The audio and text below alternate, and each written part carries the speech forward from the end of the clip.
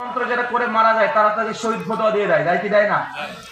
তো অন্য ইসলাম অন্য মতবাদ যেমন একটা ধর্মের মতো পরিপূর্ণ ধর্ম, ঠিক ডেমোক্রেসি গণতন্ত্র এটা একটা আলাদা ধর্ম, একটা আদর্শ। ইসলাম হচ্ছে কমপ্লিট কোড অফ লাইফ। আলিয়াম আকমালু লাকুম দীনাকুম, দিন ইসলাম মুকাম্মাল পরিপূর্ণ হয়ে গেছে। সূরা মাইদা 3 নম্বর আয়াত। ইসলাম যদি পরিপূর্ণ হয়ে যায় তো ডেমোক্রেসি বা গণতন্ত্রের মাধ্যমে দিন কায়েম করবেন, এটা কি আর হতে পারে? কথা বলেন। কারণ ডেমোক্রেসি গণতন্ত্র এসেছে মাত্র 200 বছর আগে, ইসলাম পরিপূর্ণ হয়েছে 1500 বছর আগে। তেমন গণতন্ত্রকে যদি ইসলামের মধ্যে ঢুকিয়ে দেন তাহলে কি করলেন? ইসলামের মধ্যে ঢোকালেন না নতুন করে? বা গণতন্ত্রের মাধ্যমে দিন কায়েম করার চেষ্টা করা মানেই এটা ব্যর্থ একটা চেষ্টা।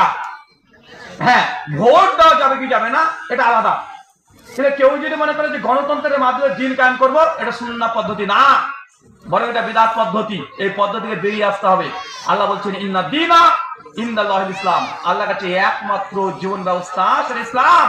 ওয়া মান ইয়াবতাগি ইসলামা গায়রাল দীনান, যে ইসলাম ছাড়া অন্য কোন দিন গ্রহণ করেছে মিনাল খাসিরিন, তারা ক্ষতিগ্রস্তদের অন্তর্ভুক্ত হবে। সূরা আল ইমরান 185। কেন? ইসলাম সিস্টেম অফ ম্যানেজমেন্ট কমপ্লিট, এটা নতুন কোন ইসলাম এর মধ্যে প্রবেশ করতে পারবেন না। হ্যাঁ, ভোট দেওয়া জায়েজ কি জায়েজ না এটা প্রশ্ন হতে পারে।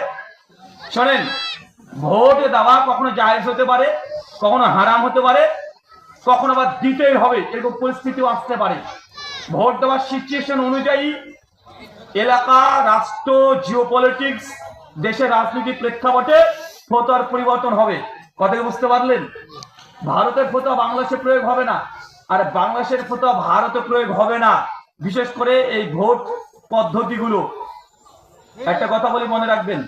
ধরেন একটা দেশ, যে দেশে অমুসলিমরা ক্ষমতায় আছে, মুসলিমরা সংখ্যায় কম, এই দেশে মুসলমানরা যেহেতু সংখ্যায় কম, অমুসলিমরা ক্ষমতায় আছে, তাই মুসলমানকে নামাজ পড়তে বাধা দেয়, মুসলমান রোজা হজ যাকাতে বাধা দেয়, মুসলমানকে মসজিদে আযান দিতে দেয় না, মুসলমান গরু ফেলে পিটে হত্যা করে দেয়, মুসলমানকে বেধর্মীদের কালেমা, শিরকি বাক্য কালেমা জোর করে পড়তে বাধ্য করা হয়। এমন দেশে আছে না নাই? আছে।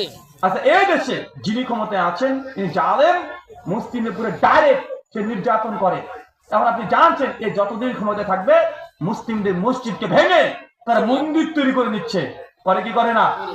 কারণ আপনি দেখছেন এই দেশটাতে আর একটা রাজনৈতিক দল আছে, ওরা বিশ্বাসের দিক থেকে মুসলমান না, ওরাও মুসলিম, ওরাও মুসলিম, মুসলিম না, কিন্তু এরা যদি ক্ষমতায় চলে আসে তাহলে মুসলমানকে নামাজ হজ যাকাতে বাধা দেবে না, মুসলমান মসজিদে যেতে পারবে আরামসে, মুসলমানের মা বোনের কোনো নির্যাতন হবে না।